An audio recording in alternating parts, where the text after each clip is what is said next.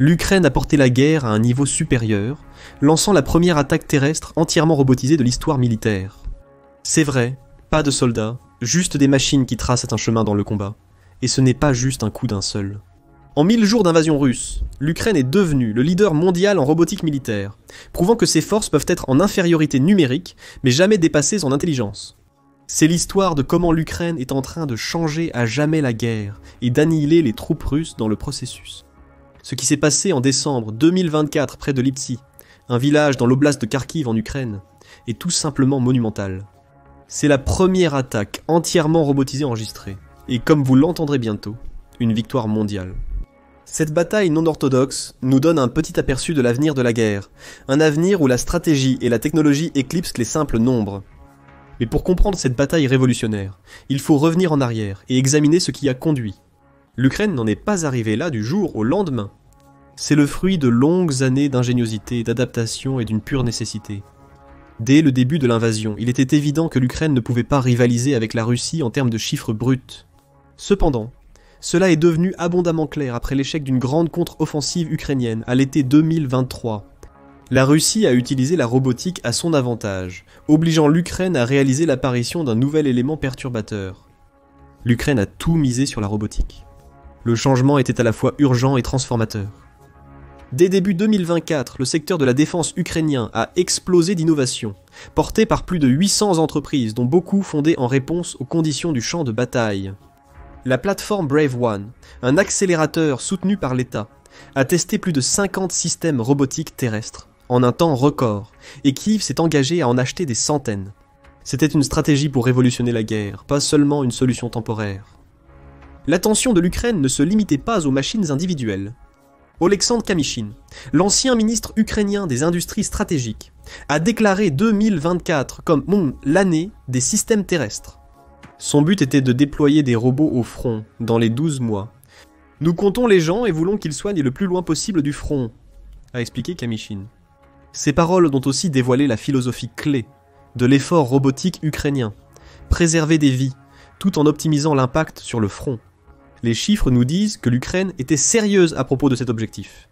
À la mi-2024, il y avait plus de 250 startups de défense construisant secrètement des véhicules terrestres sans pilote, malgré les menaces constantes des bombes russes. Plus de 67 modèles de drones produits localement ont été certifiés, avec des millions de drones vol en immersion, ou à vue à la première personne, et des milliers de drones de frappe produits chaque année. L'Ukraine est devenue un leader mondial en robotique, grâce à une échelle sans précédent, dépassant largement ses rivaux en vitesse et adaptabilité. Les efforts de l'Ukraine ne se sont pas arrêtés aux machines pour le combat direct. La technologie anti-drone a aussi fortement augmenté. Hanwave, une entreprise qui n'avait presque aucune demande pour ses produits en 2023, a augmenté sa production de brouilleurs, de signaux de drones, à 2500 unités par mois, fin 2024.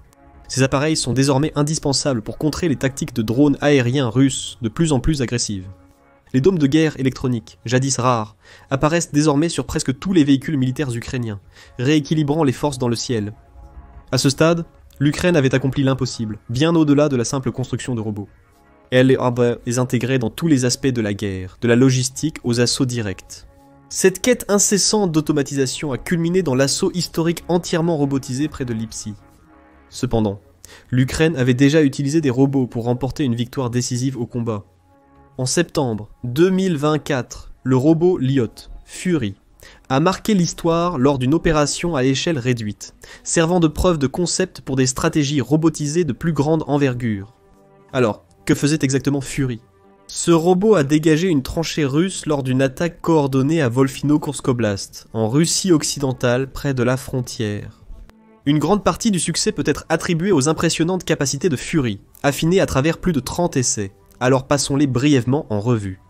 Conçu comme un mini-char robotisé, Fury est armé d'une mitrailleuse PKT de 7.62 mm qui fonctionne comme une tourelle mobile, délivrant un feu précis pour soutenir les opérations de combat. Les caméras de précision du robot lui permettent donc d'engager des cibles jusqu'à 800 mètres de distance avec une précision mortelle. Le Fury est non seulement d'une grande précision, mais aussi polyvalent et fiable. En fait, sa fiabilité dans des conditions réelles a établi une nouvelle référence pour les véhicules terrestres sans pilote. Même dans des environnements obstrués, Ce robot maintient une communication efficace à des distances d'environ 2296 pieds. Le meilleur est que cela est réalisé à moindre coût, grâce aux composants des drones commerciaux. Le Fury est très facile à utiliser. Avec une expérience de pilotage de drone, tout soldat ukrainien peut rapidement maîtriser ses commandes. Cette maîtrise a été prouvée en septembre, quand le Fury est entré en action à Koursk. Le robot a traversé un terrain périlleux, évitant les mines, coordonnant avec des drones et des tirs de mortier, tout en tirant avec précision à la mitrailleuse sur les positions ennemies. Malgré les attaques de grenades propulsées par roquettes et de drones vol en immersion, il a survécu, atteint son objectif et est retourné à la base. C'était une image d'efficacité. Ce succès fut décisif. Stratégiquement, la performance de Fury à Voltino a souligné son rôle crucial dans une manœuvre ambitieuse. L'unité soutenue par Fury cherchait à encercler les Russes, tandis que la force ukrainienne principale s'efforçait de conserver le territoire conquis. Cette opération a démontré comment les robots terrestres pourraient non seulement compléter les troupes humaines, mais aussi diriger des missions qui seraient trop dangereuses ou complexes pour les forces traditionnelles. Cela nous amène à l'événement historique, qui a révolutionné le champ de bataille, la première attaque entièrement robotisée du monde. Comme mentionné, cette opération révolutionnaire a été exécutée près de Lipsy, les forces armées ukrainiennes comptant exclusivement sur des systèmes sans pilote pour engager et détruire les positions russes. L'opération Lipsy, une manœuvre interarmée, était une véritable vitrine technologique et tactique. La force d'assaut robotisée comprenait des drones multirotors lourds transportant des mines anti-chars ou d'autres explosifs, des drones vol en immersion fournissant des renseignements en direct et larguant des explosifs sur les positions ennemies, des robots terrestres armés de mitrailleuses affrontant les forces russes, des robots explosifs kamikazes frappant des positions critiques, et des robots poseurs de mines perturbant les retraites, renforts et lignes d'approvisionnement russes. Ces unités coopèrent efficacement pour attaquer, observer et fortifier le champ de bataille. L'opération a été menée par la célèbre 13e brigade de la garde nationale d'Ukraine, qui détient une portion de 5 miles du front près de Liboka, une position défensive clé au sud de la frontière Ukraine-Russie. La brigade a également diffusé des images de cette attaque monumentale. Les images ont montré des robots naviguant dans la neige et la boue périlleuse. Certains tiraient avec des mitrailleuses montées sur des plateformes mobiles, d'autres livraient des charges explosives précises. Un porte-parole de la brigade a décrit l'ampleur de l'opération. Nous parlons de dizaines d'unités d'équipements robotiques et non pilotés simultanément sur une petite section du front. L'opération était dirigée depuis un centre de commandement sophistiqué, à des kilomètres du champ de bataille. Les opérateurs, assis dans des fauteuils de style gamer, utilisaient des contrôleurs similaires à ceux des consoles de jeu, pour une tâche qui n'était pas un jeu. Ils supervisaient une opération militaire hautement coordonnée et à haut risque, utilisant plusieurs écrans pour suivre les mouvements et les actions de dizaines de systèmes sans pilote en temps réel.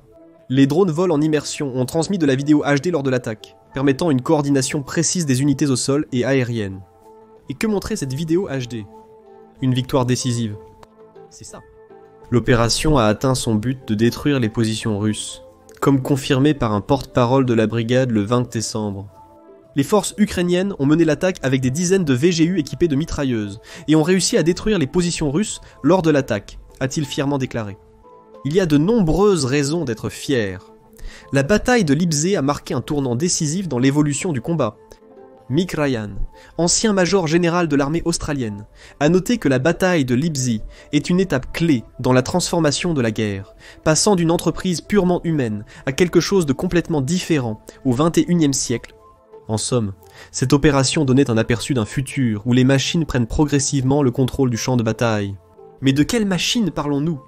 Malheureusement, l'opération Lipsy n'a pas fourni beaucoup de détails sur les modèles spécifiques utilisés, mais les ingénieurs ukrainiens ont développé une large gamme de véhicules sans pilote et de robots pour différents scénarios de combat. Voici quelques machines clés qui ont grandement contribué aux capacités robotiques militaires de l'Ukraine. Premièrement, l'Ironclad. Ce projet est considéré comme l'un des plus ambitieux de l'Ukraine. Ce véhicule terrestre sans pilote lourdement blindé peut prendre d'assaut les positions ennemies, recueillir des renseignements et fournir un appui-feu. Équipé de la tourelle de combat Shablia 1002, ce robot offre une puissance de feu dévastatrice et un système d'imagerie thermique lui permet de fonctionner dans des conditions de faible visibilité. Le cuirassé peut être piloté à distance, protégeant ses opérateurs du danger. Sa vitesse pouvant atteindre 12,4 miles par heure et sa résistance aux tirs d'armes légères en font un redoutable atout sur le champ de bataille. Ce robot incarne la volonté de l'Ukraine de développer des technologies qui luttent mais aussi protègent Natal les soldats, leur évitant ainsi des situations où leur vie serait en danger. La sécurité des soldats est aussi un aspect clé pris en compte dans la conception de MOROS. Ce véhicule terrestre sans pilote vise à assurer la sécurité des soldats tout en offrant des capacités essentielles de frappe et de reconnaissance. Cependant, ce robot ne concerne pas seulement la puissance de feu brut, il s'agit d'endurance. MOROS peut fonctionner jusqu'à 48 heures sur une seule mission. Il peut également être 0,87 miles de distance, gardant ses opérateurs hors de danger pendant les missions. Armé d'une mitrailleuse de 7,62 mm et équipé d'une caméra à zoom 30 fois et d'un viseur thermique, MOROS peut engager des cibles avec Guzko avec une précision mortelle de jour comme de nuit. Le véhicule terrestre sans pilote D11 présente une polyvalence similaire, mais cette fois, en ce qui concerne le rôle du robot. Ce véhicule sert surtout de taxi de première ligne, livrant munitions, nourriture et eau, là où le besoin est crucial. Toutefois, le D11 peut rapidement se transformer d'un véhicule de transport en un système armé. Cela signifie qu'un seul véhicule peut fournir un soutien feu immédiat, effectuer des sauvetages et transporter des fournitures essentielles aux soldats. Mais ce qui distingue vraiment le D11, c'est son rôle d'outil de sauvetage. Dans une guerre où les évacuations médicales sont un défi constant, le D11 peut récupérer en toute sécurité les soldats blessés des lignes de front, épargnant aux sauveteurs le péril du feu ennemi. Le D11 peut naviguer sur un terrain accidenté, couvrant jusqu'à 9 à 12 miles, soutenant sans relâche les troupes ukrainiennes même dans les conditions les plus exigeantes, tel un véritable cheval de trait.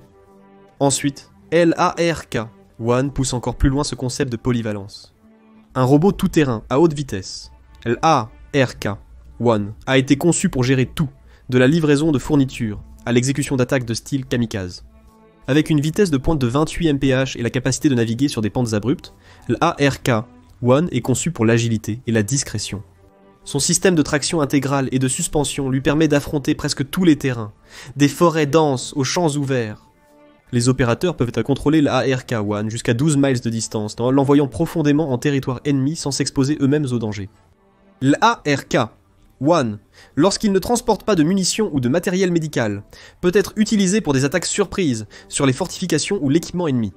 Sa mobilité, sa puissance de feu et sa portée en font un atout terrestre adaptable et précieux pour les forces ukrainiennes. Comme l'a montré l'opération Lipsy, toutes les innovations robotiques de l'Ukraine ne sont pas terrestres. Découvrez le Ratel S, un drone kamikaze conçu pour une seule mission, la destruction. Ce drone à haute technologie et à fort impact est équipé d'une charge utile allant jusqu'à 77 livres d'explosifs et est capable de frapper des cibles blindées et non blindées. Ce robot sert aussi d'outil de reconnaissance, permettant aux forces ukrainiennes de capturer des vidéos et photos en direct pour une meilleure connaissance de la situation. Cela donne aux commandants sur le terrain des renseignements cruciaux alors qu'ils planifient leur prochain mouvement. En plus de l'accessibilité technologique, la taille de l'armée russe a aussi poussé l'Ukraine à s'appuyer davantage sur la robotique dans sa stratégie militaire.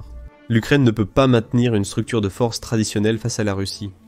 Les forces du pays sont fréquemment confrontées à des unités russes avec un rapport de force largement en faveur de la Russie. À Sliboka, protégé par la 13e brigade de la garde nationale, 2000 soldats ukrainiens ont tenu la ligne contre 6000 Russes. Ces chiffres illustrent clairement pourquoi l'Ukraine ne peut pas se permettre de compter uniquement sur des tactiques traditionnelles. Et cela n'aide certainement pas que la Russie compte fortement sur le nombre de ses troupes dans sa stratégie militaire.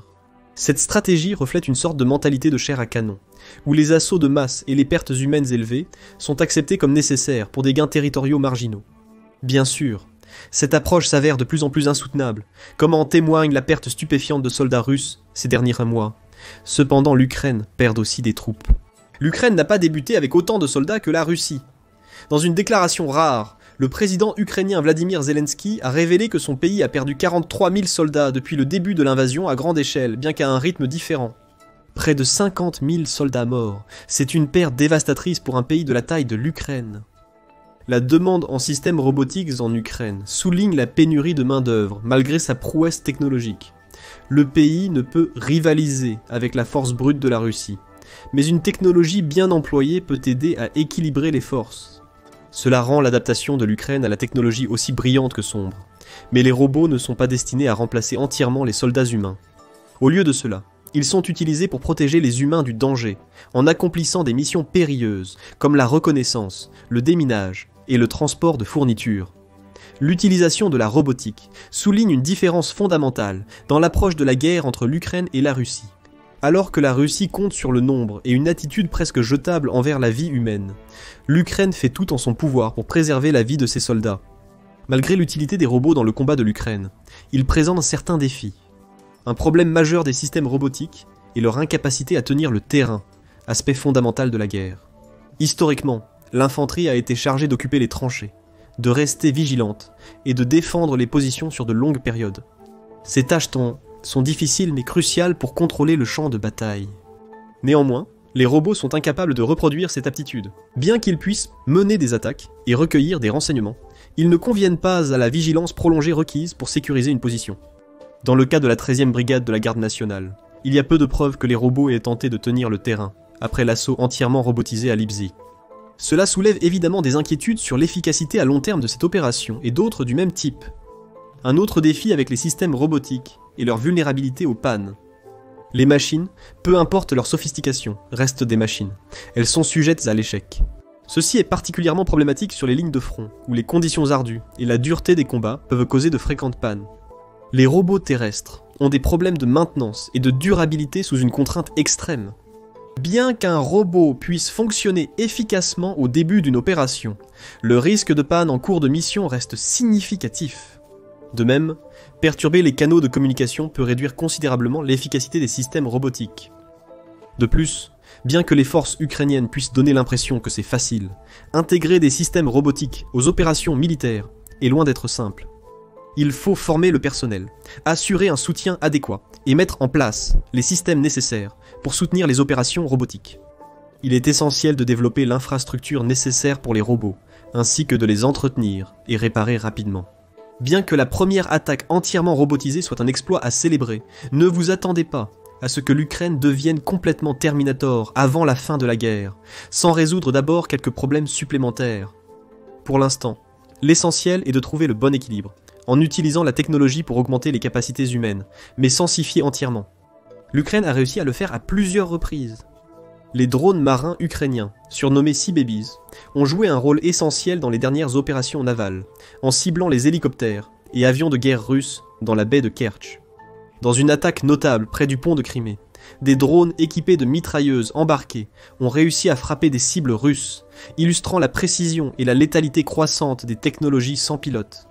L'Ukraine a également utilisé les soi-disant Dragon Drones pour détruire des positions ennemies, comme des tranchées et des bunkers, les drones kamikazes Honey Badger pour détruire des ponts, et des drones robotiques pour larguer jusqu'à 15 livres de munitions ou de fournitures médicales à ses troupes. Assez à la... L'Ukraine assemble ses propres Avengers, version haute technologie avec des héros non pilotés qui sauvent la situation. Actuellement, l'Ukraine prévoit d'étendre son équipe de héros en déployant des milliers de nouveaux robots terrestres d'ici 2025. Pensez-vous que les technologies non pilotées comme les drones et les véhicules robotiques peuvent aider l'Ukraine à renverser la situation contre la Russie? Ou y a-t-il une limite à l'efficacité des machines dans ce conflit brutal? Et avec la dépendance croissante à ces technologies, que se passe-t-il si la Russie développe des contre-mesures pour neutraliser l'avantage robotique de l'Ukraine? Partagez vos réflexions dans les commentaires. Découvrez comment le nouveau drone ukrainien peut réduire en poussière les chars russes. Ou cliquez plutôt sur cette autre vidéo.